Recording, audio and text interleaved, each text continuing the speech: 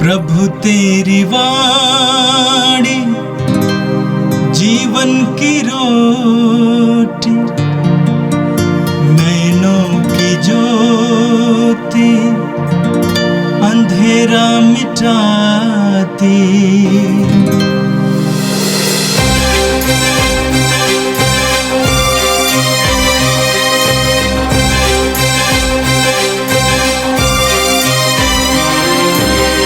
प्रभु तेरी वाणी जीवन की रोटी, नैनों की ज्योति अंधेरा मिटाती।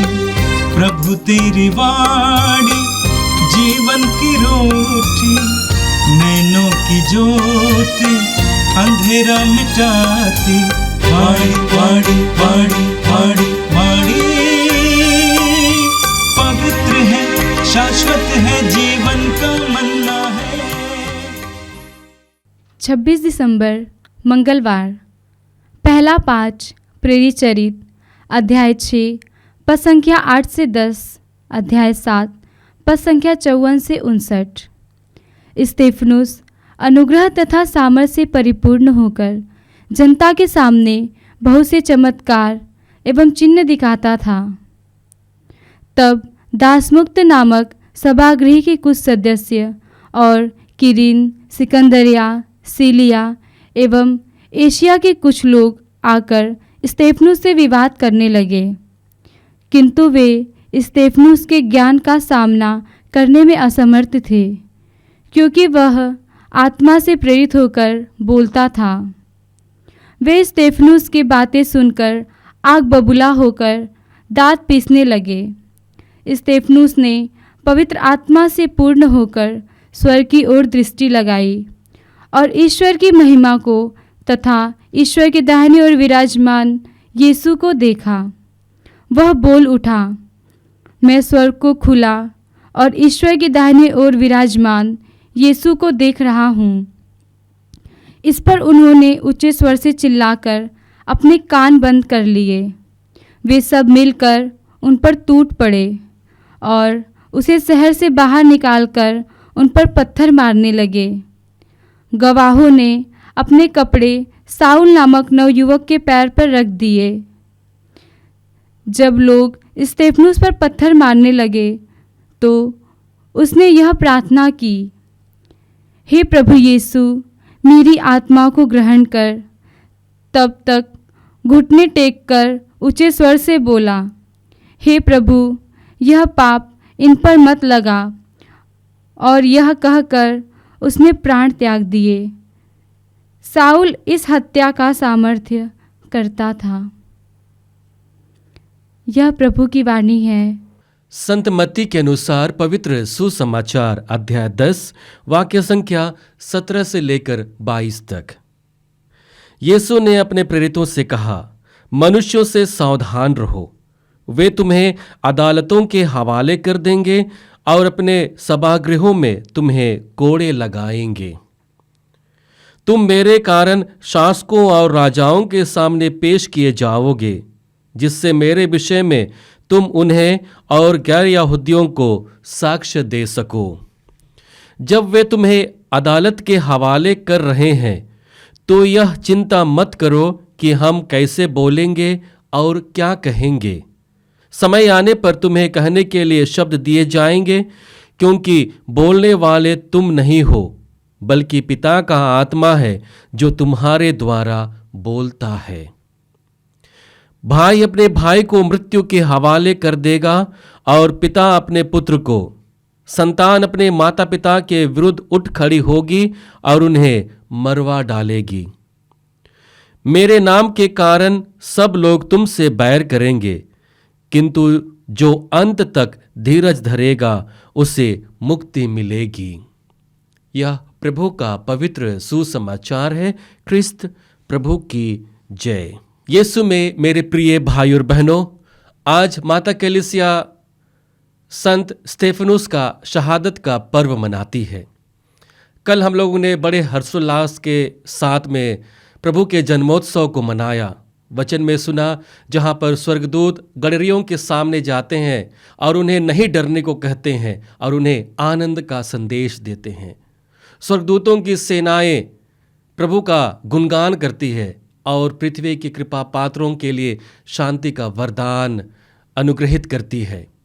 और देखते हैं कि जब सारा समुदाय, सारी कलीसिया प्रभु के जन्मोत्सव में साराबोर है, उसी समय दूसरे दिन तत्काल में माता कलीसिया हमारे सामने शहादत का एक उदाहरण रखती है। हम लोग बहुत बार जब इसको गहन रूप से सोचने लगते हैं तो हमारे लिए बहुत बड़ा चिंता का और मनन चिंतन करने का एक अवसर प्राप्त होता है। एक और हम लोग प्रभु को शांति का राजकुमार करके उनका जय जयकार किए, वहीं दूसरी ओर शहादत को लेकर के हम उन पर मनन चिंतन कर रहे हैं। यहाँ पर माता कलीसिया विशेष रूप से हमें क्रिसमस और क्रूस के बीच संबंध को मनन चिंतन करने का एक अवसर देती है। हमारे जीवन में क्रिसमस और क्रूस की क्या उपयोगिता है और ये हमारे लिए किस प्रकार से ख्रिस्तीय जीवन को और अधिक परिपूर्ण कर सकती है, इस पर हमें गहन रूप से मनन चिंतन करने का एक अवसर मिलता है। क्रिसमस में हम एक दृश्य का अवलोकन करते हैं जहाँ पर एक चरनी होती है। चरनी में बालक यीशु होते हैं, उनके माता पिता होते हैं और कपड़े में लिटाया हुआ बालक यीशु को हम देखते हैं।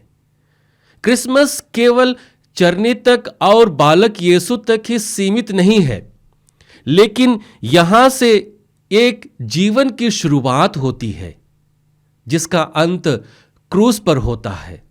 वही क्रूस जो मुक्तिदायी है, वही क्रूस जो जीवनदायी है, और इसी के बीच संबंध को हमें समझाने के लिए या शहादत का पर्व हमारे सामने रखा जाता है।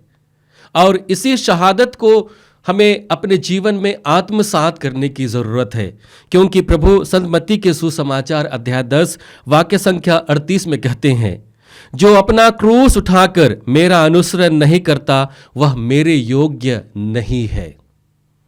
प्रभु क्या कहते हैं? जो मेरा क्रूस उठाकर मेरा अनुसरण नहीं करता वह मेरे योग्य नहीं है। इसका तात्पर्य यह है कि ख्रिस्तीय बुलाहट अपने क्रूस को उठाकर प्रभु का अनुसरण करने में है। और यही सही मायने में क्रिसमस के उपलक्ष्य में हमें यह संदेश देता है कि जिस बालक को हमने चरनी में पाया वह हमें उत्साहित करता है अपने दैनिक जीवन के सारे दुखों को उठा करके, सारे विविधताओं को उठा करके यीशु का अनुसरण करना और यीशु के बताए हुए मार्ग पर चलते हुए अपने जीवन को स्वर्ग के राज्य की ओर लेकर जाना। यह पर्व हमें इसकी ओर इंगित करता है कि हम क्रूस के द्वारा ही ईश्वर के राज्य में प्रवेश कर सकते हैं। और जब हम ऐसा करने लगते हैं तो हमारा जीवन, हमारा क्रिस्तीय जीवन सार्थक हो जाता है। हम सही मायने में क्रिस्तीयता को जीने लगते हैं, क्रिस्तीय अनुभव को हम अपने जीवन में प्राप्त करने लगते हैं। आज का पहला पाठ प्रेरित चरित्र से लिया गया है। आज के पहले पाठ में हम लोग देखते हैं कि किस प्रकार से पवित्र आत्मा से अनुग्रहित होकर स्तेफनोस ईश्वर का साक्ष्य अपने बैरियों के सामने देता है और शहादत को प्राप्त करता है। हम संत यूहन्ना के सुसमाचार अध्याय 14 वाक्य संख्या 23 में पढ़ते हैं, जहां पर वचन कहता है, यदि कोई मुझे प्यार करेगा तो वह मेरी शिक्षा पर चलेगा, मेरा पिता उसे प्यार करेगा और हम उसके पास आकर उसमें निवास करेंगे। जो शहादत की जो घटना है वह घटना प्यार की निशानी है। स्तेफनुस ने सच्ची मुच्ची में ईश्वर को प्यार किया, प्रभु यीशु को प्यार किया और उसी प्यार से साराबोर होकर वह अपना साक्ष्य लोगों के सामने रखता है। हम वचन में पढ़ते हैं वे स्तेफनुस की बात सुनकर आग बबूला हो गए और दांत पीसने लगे। स्तेफनुस ने पवित्र आत्मा से परिपूर्ण होकर स्वर्ग की ओर दृष्टि लगाई और ईश्वर की महिमा को तथा ईश्वर के दाहिने विराजमान यीशु को देखा। वह बोल उठा, मैं स्वर्ग को खुला और ईश्वर के दाहिने विराजमान यीशु को देख रहा हूं। इस पर उन्होंने ऊंचे स्वर से चिल्लाकर अपने कान बंद कर लिए। वे सब मिलकर उस पर टूट पड़े और उसे शहर के बाहर निकालकर उस पर पत्थर मारने लगे। और इस प्रकार से हम देखते हैं कि स्तेफनुस सबसे पहला व्यक्ति बनता है जो ईश्वर के लिए और प्रभु के लिए अपने प्राण की आहुति देता है। हम संत यूहन्ना के सुसमाचार अध्याय 15 वाक्य संख्या 5 में पढ़ते हैं, जहां पर वचन कहता है, मैं दाख लता हूं और तुम डालियां हो। जो मुझ में रहता है और मैं जिस में रहता हूं वही बहुत फलता है, क्योंकि मुझसे अलग रहकर तुम कुछ भी नहीं कर सकते हो। और इसी फलकारी और फलहित जीवन को स्तेफनुस ने अपने जीवन में आत्मसात किया। और इसका प्रमाण क्या है कि जैसे ही उसने स्वर्ग की ओर आंखें उठाई, उसे ईश्वर का और उसके पुत्र का दर्शन हुआ। और यही बात हमारे जीवन में भी प्रत्यक्ष होती है जब हम विश्वास के साथ, धैर्य के साथ अपने क्रूस को लेकर प्रभु का अनुसरण करते हैं और ईश्वर के बताए हुए मार्ग पर हम चलने लगते हैं। हमें यहाँ पर सोचने के लिए एक अवसर मिलता है कि हमारे जीवन के लिए क्रूस इतनी उपयोगिता क्यों है। क्रूस के द्वारा ही केवल हम लोग ईश्वर के राज्य में प्रवेश कर सकते हैं, ऐसा क्यों है? उसकी बात को आज के सुसमाचार में प्रभु हमारे सामने रखते हैं। वे जानते हैं कि जो मसीही जीवन जीते हैं वे ईश्वर से निहित जीवन को जीने लगते हैं, जो संभवतः संसार से भिन्न है, जो संसार से मतभेद रखता है। और जो संसारिकता में जीवन जीते हैं वे इसका पुरजोर विरोध करते हैं। और इसलिए यहाँ पर उन्हीं चुनौतियों को प्रभु यीशु हमारे सामने आज के सुसमाचार में रखते हैं और कहते हैं, मनुष्यों से सावधान रहो, वे तुम्हें अदालतों के हवाले कर देंगे और अपने सभागृहों में तुम्हें कोड़े लगाएंगे। तुम मेरे कारण शासकों और राजाओं के सामने पेश किए जाओगे, जिससे मेरे विषय में तुम उन्हें और गैर यहूदियों को साक्ष्य दे सको। क्रूस हमारे लिए उपयोगी है, क्रूस हमारे जीवन का सार है, क्योंकि इसी के द्वारा ही हम प्रभु यीशु मसीह के विषय में और ईश्वर के विषय में साक्ष्य दे सकते हैं कि वह हमसे प्यार करता है। ईश्वर यह कहना चाहते हैं, प्रभु यह कहना चाहते हैं कि जीवन के हर एक परिस्थिति में मैं तुम्हारे साथ हूं। और इसलिए हम वचन में आगे पढ़ते हैं, जब वे तुम्हें अदालत के हवाले कर रहे हैं तो यह चिंता मत करो कि हम कैसे बोलेंगे और क्या कहेंगे। समय आने पर तुम्हें कहने के लिए शब्द दिए जाएंगे, क्योंकि बोलने वाले तुम नहीं हो बल्कि पिता का आत्मा है जो तुम्हारे द्वारा बोलता है। हमारे क्रिस्तीय जीवन में होने वाले समस्याओं के विषय में आज मनन चिंतन करने का एक अवसर है। हमें हतोत्साह, हमें भीरुता का जीवन नहीं जीना है, बल्कि हमें साहस का, धैर्य का जीवन जीना है। उसी जीवन को स्तेफनुस ने अपने जीवन में जिया।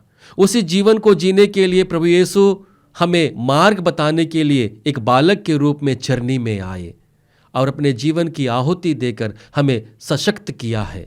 आज इस पर्व के द्वारा हमें यह बल प्राप्त करना है कि हम अपने भावी जीवन में जो भी चुनौतियां हैं, क्रिस्तीय जीवन में जितने भी समस्याएं हैं, उन समस्याओं और चुनौतियों का सामना करते हुए हम प्रभु के लिए अपने आप को प्रकट कर सकें, प्रभु के लिए अपने आप को समर्पित कर सकें। आइए हम इस वरदान के लिए प्रभु से प्रार्थना करें। हे सर्वशक्तिमान पिता परमेश्वर, हम धन्यवाद देते हैं तेरे पुत्र हमारे प्रभु यीशु ख्रिस्त के लिए, जिनका जन्मोत्सव हम मना रहे हैं। प्रभु, हम धन्यवाद देते हैं संत स्तेफनुस के जीवन के लिए, जिनका शहादत का पर्व आज हम लोग मना रहे हैं। प्रभु, इस पर्व के अवसर पर हम विशेष रूप से तुझसे प्रार्थना करते हैं कि हम अपने ख्रिस्ती जीवन को जीते हुए कभी भी हतोत्साह ना हो, कभी भी घबराए नहीं, कभी भी विचलित ना हो, बल्कि प्रभु तेरे सामर्थ्य पर भरोसा रखते हुए, तेरी कृपाओं पर भरोसा रखते हुए हम धैर्य के साथ अपने ख्रिस्ती जीवन को जी सकें। प्रभु, हमें बल दे, संत स्तेफनुस की भांति हम धैर्य के साथ तुझ पर निगाहें दौड़ा सकें, तुझे देखकर हम अपने आप के जीवन को समर्पित कर सकें, तेरे विषय में हम लोगों के सामने साक्ष्य दे सकें। प्रभु, आज विशेष रूप से ऐसे भाई बहनों के लिए प्रार्थना करता हूँ जो ख्रिस्ती जीवन से भटक गए हैं, क्योंकि वे सांसारिकता में आ गए हैं, क्योंकि उनके जीवन में दुख तकलीफ है और वे घबरा गए हैं। प्रभु, ऐसे लोगों को मैं विशेष रूप से तेरे पावन चरणों में समर्पित करते हुए प्रार्थना करता हूँ। प्रभु, तू इनके लिए धैर्य का एक स्तंभ बन, इन्हें फिर से विश्वास दे और इन्हें साहस दे, इन्हें बल दे कि ये तेरे वचन के अनुरूप अपने जीवन को जी सकें। आज के वचन सुनने वाले हर एक के जीवन को प्रभु स्पर्श करना, उन्हें साहस और बल का वरदान देना, ताकि ख्रिस्ती जीवन को जीते हुए तेरे विषय में ये साक्ष्य दे सके। हम ये प्रार्थना करते हैं हमारे प्रभु ख्रिस्त के द्वारा, आमीन। प्रभु तेरी वाणी जीवन की रोटी, नैनों की ज्योति अंधेरा मिटाती, वाणी वाणी वाणी